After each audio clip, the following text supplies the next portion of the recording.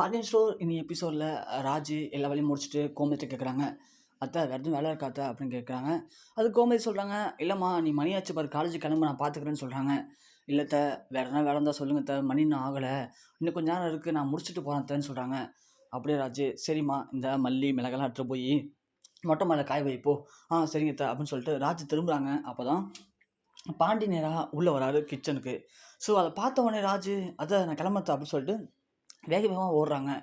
அதை பார்த்த பாண்டியன் கோமதி கேட்குறாங்க, என்ன கோமதி ராஜு இவ்வளோ வேகமாக ஓடுது அப்படின்னு கேட்குறாங்க. அதுதாங்க எனக்கும், ஓ உங்களை பார்த்தாங்க ஓடுறா அப்படின்னு சொல்கிறாங்க. ஏன் என்னை பற்றி ஏன் ஓடுது அப்படின்னு கேட்கவும், ஆமாம் நீங்கள் தான் வேணுமோ காஃபி ஒன்று கொடுத்தாலே பேயை பார்த்த மாதிரி அந்த அளவு அலறீங்க, அதுதான் காலேஜ் போகிற நேரத்தில் எதுக்கு இவர் மூஞ்சில் முடிச்சு இவர்கிட்ட திட்டு வாங்கணும் அப்படின்னு சொல்லிட்டு அது கிளம்பிடுச்சுங்க அப்படின்னு சொல்ல. ஆமாம் ஆமாம் எல்லாம் என்னையே சொல்லுங்கள் நீங்கள் அப்படின்னு சொல்ல. ஏங்க நீங்கள் ஏங்க இப்போ இருக்கீங்க, மருமகள்கிட்டலாம் போயிட்டு இப்படி கோவப்படுறீங்களே, மூஞ்சி தூக்கி வச்சுக்கிறீங்க, பேச மாட்டீங்க, அது ரொம்ப கஷ்டப்படுதுங்க, ஏன் உங்ககிட்ட வந்து சொன்னிச்சிங்களாருங்க அப்படின்னு சொல்ல. ஆமாங்க அது ஏதோ தெரியாமல் தப்பு பண்ணிட்டோம், அதுக்காக ஏன் இப்படிலாம் பண்ணுறாங்க மாமா அப்படின்னு சொல்லி ரொம்ப ஃபீல் பண்ணுறாங்கங்க அப்படின்னு சொல்ல. ஏன் பண்ண தப்புன்னு தெரியாமா அவங்களுக்குலாம், ஏங்க அவங்க பண்ண தப்பு தாங்க, சின்ன பசங்க ஏதோ தெரியாமல் தப்பு பண்ணிட்டாங்க, அதுக்காக என்கிட்ட டெய்லியும் கிட்டத்தட்ட ஒரு 1000 வாட்டிக்கு மேலே சாரி கேட்டிருப்பாங்க, நானும் சரி விட்டுட்டேன், ஆனால் நீங்கள் மட்டும் தாங்க இன்னும் கோச்சிக்கிட்டே இருக்கீங்க மூச்சு வச்சுக்கிட்டு அப்படின்னு சொல்ல. அவங்க தப்பை அவங்க உணர்ந்தா தானே கோமதி கரெக்டாக இருக்கும். ஏங்க அதெல்லாம் அவங்க தப்பெல்லாம் உணர்ந்து திருந்துட்டாங்க, இனிமேல் செய்ய மாட்டாங்க அப்படின்னு சொல்ல. உன்கிட்ட சொன்னாங்களா அதெல்லாம் அப்படின்னு சொல்லவும், அவங்க நடந்தது தெரியாதாங்க எனக்கு பார்த்தா, நீங்கள் அவங்க கோவத்தெல்லாம் விட்டுட்டு நார்மலாக பேசுங்க, ஏங்க இவ்வளோ கோவப்படுறீங்கன்னு கேட்கவும், எனக்கு கடைக்கு மணி ஆச்சு நான் கிளம்புறேன் அப்படின்னு சொல்கிறாங்க. அப்போ எதுக்கு வந்து என்கிட்ட போய் நீங்கள் பேசுனீங்க அப்படின்னு கோமதி கேட்க பாண்டியன்கிட்ட போயிடுறாரு. இவர் பாட்டு வருவார் கேட்பார், நாம் எதனா சொன்னோன்னா மட்டும் இவர் உடனே கிளம்பி போயிடுவார், இவெல்லாம் என்ன ஜென்மமோ போ அப்படின்னு சொல்லிட்டு கோமதி கிச்சன் போகிறாங்க. பாண்டியன் கிளம்பி கடைக்கு போகிறாரு. இந்த பக்கம் மீனா காலைல கிளம்பும்போது பாண்டியன்கிட்ட போயிட்டு வரேன்னு சொல்கிறாங்க, ஆனால் பாண்டியன் எதுவுமே கண்டுக்காமல் போயிடுறாரு. அதனால கிளம்பி மீனா நேராக கடைக்கு போகிறாங்க. இந்த பக்கம் பழனி கடையில் கொஞ்சம் வேலைலாம் பார்த்துட்ருக்காரு. நேராக மீனா கடைக்கு போயிட்டு பழனியை பார்க்குறாங்க. பழனி என்ன மீனா இங்கே வந்துருக்க கடைக்கு அப்படின்னு கேட்க, சும்மா தான் வந்தேன் ஏன் வரக்கூடாதான்னு கேட்குறாங்க. என்னம்மா இப்படி கேட்டுட்ட, உன் கடை இது எப்போ நீ வரலாம் அப்படின்னு சொல்லி உள்ளே கூப்பிட்றாங்க. உள்ளே கூப்பிட்டு உட்காராங்க. கரெக்டாக பாண்டியன் வந்துடுறாரு. பாண்டியன் வந்தோடனே மீனா பார்த்துட்டு, என்னம்மா என்ன வேணும் கடைக்கு வந்திருக்கா அப்படின்னு கேட்க, இல்லை வீட்டில் பார்த்து பேசினா அப்படியே மூஞ்சிக்கிட்டு போயிடுறீங்க, வழியில் எங்கேயாவது பார்த்து மூஞ்ச பார்த்தா மூஞ்சோட பார்க்க மாட்டீங்க, கடைக்கு வந்தால் மட்டும் பேசுகிறீங்க, அதனால தான் கடைக்கு வந்திருக்கேன் மாமா அப்படின்னு சொல்ல. ஏம்மா எதாக இருந்தாலும் நீ கிளம்பு ஆஃபீஸ் போ, வீட்டில் பேசிக்கலாம், வீட்டு விஷயத்த கடைக்கு வரக்கூடாதுன்னு சொல்லியிருக்கேன் நான் அப்படின்னு சொல்ல. இல்லை மாமா எனக்கு இன்றைக்கி பேசி ஒரு முடிவு தெரிஞ்சாகணும், அப்போ தான் நான் கடையை விட்டு போவேன்லாம் போக மாட்டேன்னு சொல்கிறாங்க. மீனா நான் திரும்ப சொல்கிறேம்மா, வீட்டு விஷயத்த வீட்டில் பேசணும், கடையில் பேசக்கூடாது, நான் சொல்கிறது கேளு நீ கிளம்பு அப்படின்னு சொல்கிறாங்க. இல்லைம்மாம்மா என்னம்மா பிரச்சனை உங்களுக்கு, நாங்கள் என்ன பண்ணிட்டோம் அப்படி, ராஜு வந்து டியூஷனுக்கு போகணுன்னு சொன்னான், அவள் சொன்னதில் எனக்கு கரெக்டாக இருந்துச்சு, அதனால சரி ராஜு போன்னு சொன்னேன், ஆனால் உங்கள்கிட்ட சொல்லணும்னு நினச்சேன், அப்போதைக்கு சூழ்நிலை சரியில்லை, அப்புறமா சொல்லிக்கலாம்னு நினச்சேன், அவ்வளோதான் மாமா, இது வந்து பெரிய தப்பா மாமா அப்படின்னு கேட்க, ஏன்ப்பா இது தப்பு இல்லையாப்போ அப்படின்னு சொல்கிறாங்க. சரிங்கம்மா தப்பு தான், தப்பு பண்ணிட்டோம், அதுக்கு மன்னிப்பு கேட்குறோம், ஆனால் நீங்கள் அதுக்காக பேசாமல் மூஞ்சி தூக்கி வச்சுட்டு எல்லாருமே ஒரு மாதிரி இருந்தால் எப்படி மாமா அது அப்படின்னு கேட்குறாங்க.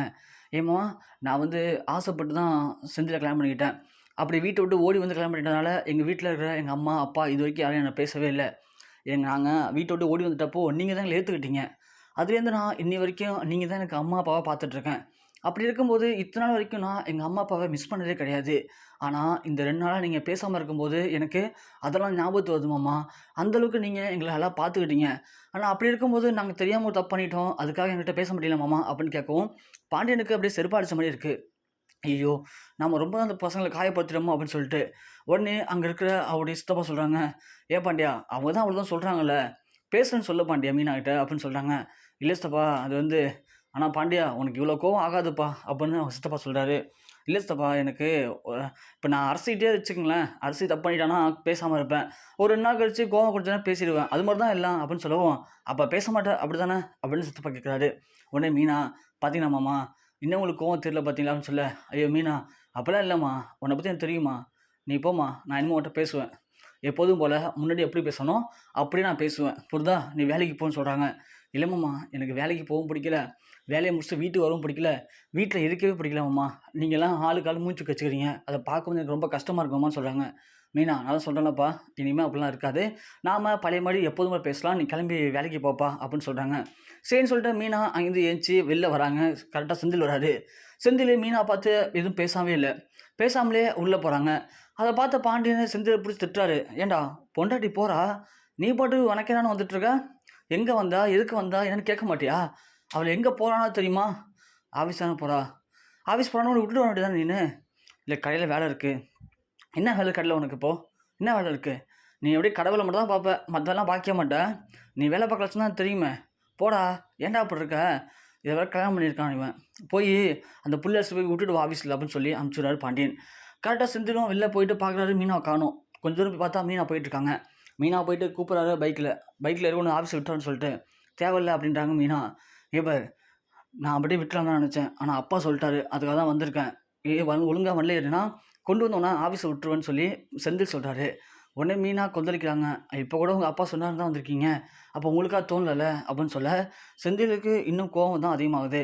இருந்தாலும் மீனாவை அழைச்சிட்டு போய் ஆஃபீஸை விட்டுலான்னு ட்ரை பண்ணுறாரு. ஆனால் மீனா அவங்க ரொம்ப கோபமாக இருக்காங்க. வீட்டில் இருக்கிற பெரியவங்களுக்கு தான் சொல்லி புரிய கஷ்டமாகும்னு நினச்சேன், ஆனால் அவங்க கூட சொன்னால் புரிஞ்சுக்கிறாங்க, உங்களுக்கு தான் சொல்லி புரிய வைக்க முடியல. இதில் நாம் காதலிச்சு வேறு கல்யாணம் பண்ணியிருக்கோம், அதை நினைக்கும் போது எனக்கு ரொம்ப அசிங்கமாக இருக்குது அப்படி இப்படின்னு சொல்லி மீனா பயங்கரமாக பேசுகிறாங்க. இதெல்லாம் கேட்டுட்டு செந்திலால் பதில் பேச முடியாமல் திரும்பி கடைக்கு போயிடுறாரு. கடைக்கு போனோடனே பாண்டியன் கேட்குறாரு, என்னடா போன வயது வந்துட்ட அப்படின்னு சொல்ல, மீனாவை கூப்பிட்டாப்பா, அவள் வரலன்னு சொல்லிட்டா, அதான் விட்டு வந்துட்டான்னு சொல்கிறாங்க.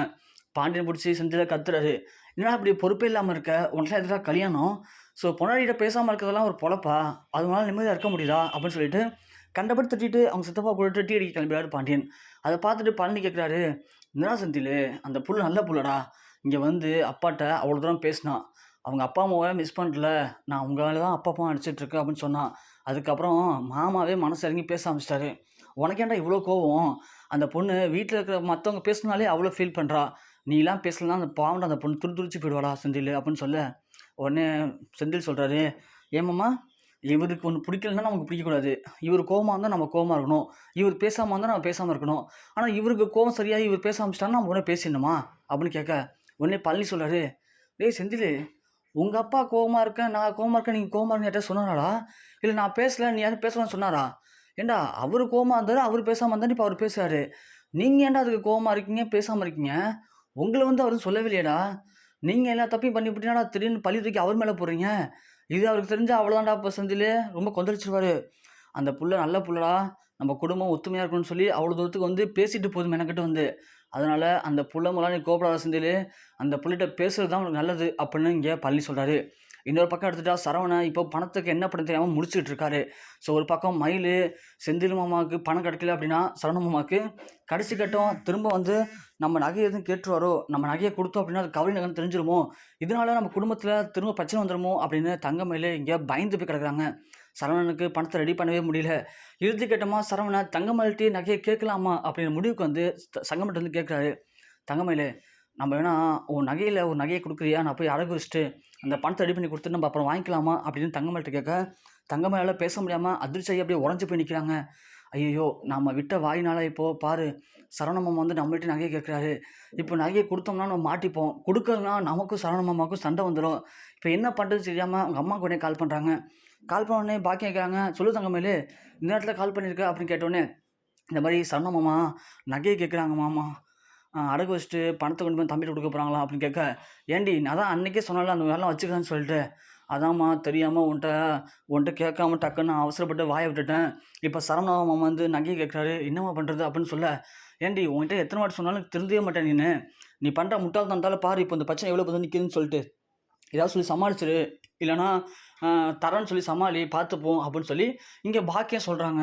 தங்கமயில போயிட்டு சரவணன்ட்ட, இல்லைம்மாம்மா நகை வந்து இன்றைக்கி செவ்வாய்க்கிழமையாக இருக்குது, நான் நாளைக்கு தரமாம்மா உங்களுக்கு அப்படின்னு சொல்லி தங்கமயில் சமாளிக்கிறாங்க. இதில் என்ன இருக்குது தங்கமயில், பணத்தான் சொன்னல தம்பிங்க பணத்தை எப்படி ரெடி பண்ணி கொடுத்துருக்கானுங்க, அவனுக்கு எதனா பிரச்சனை மாட்டிட்டாங்க அப்படின்னா நமக்காக பாவம் அவனுக்கு கஷ்டப்படுற மாதிரி ஆகிடும், அதனால் நீ இப்போயே நகை எடுத்துருவா, அதெல்லாம் இந்த பிரச்சனை கிடையாது சொல்லி தங்கமயில்கிட்ட சொல்கிறார் சரவணன். தங்கமயில் என்ன பண்ண தெரியாமல் திருத்துன்னு முடிச்சுட்டு நிற்கிறாங்க. சரவணனுக்கு சந்தேகமாகுது, என்ன தங்கமயில் நகை கொடுக்க உனக்கு விருப்பம் இல்லையா அப்படின்னு கேட்க, ஐயோ மாமா அப்படிலாம் இல்லை மாமா அப்படின்னு சொல்லி தங்கமயில் சொல்கிறாங்க. அப்படின்னா தங்கமயில் நகை எடுத்துவான்னு சொன்னீங்க, இவ்வளோ தூரம் யோசிக்கிற, ஒருவேளை என்கிட்ட கொடுத்தனா நான் மூட்டு தரணும்னா தரமாட்டான்னு யோசிக்கிறியா இல்லை அப்படின்னு சொல்லி சரவணன் கேட்க, தங்கமயில் உடனே அழுவ ஆரம்பிச்சிடறாங்க. எதுக்கு தங்கமயில் அழுவுற, நகை எடுத்துவான்னு சொன்னால் அழுவுற, நகை எடுத்துவான்னு சொன்னால் யோசிக்கிற, உனக்கு என்ன பிரச்சனை தங்கமயில் அப்படின்னு சொல்லி தங்கமயில் சரவணன் கேட்க, தங்கமயில் எதுவுமே பேச முடியாமல் அழுதுகிட்டு அப்படியே நிற்கிறாங்க. அதை பார்த்தா கோமதி வந்து சரவணன்ட்ட கேட்குறாங்க, என்னாச்சு சரவணா, தங்கமயில் ஏன் அழுதுட்டுருக்கான்னு கேட்க, தங்கமயில் அழுவதை பற்றி சரவணால் எதுவும் சொல்லவே முடியல. இவங்க இல்லைம்மா சும்மா தான் என்னன்னு தெரில திடீர்னு உங்கள் அம்மா கால் பண்ணாங்க அழுகுறான்னு சொல்லிட்டு சரவணன் அங்கேருந்து அப்படியே எஸ்கேப் ஆயிடுறாரு.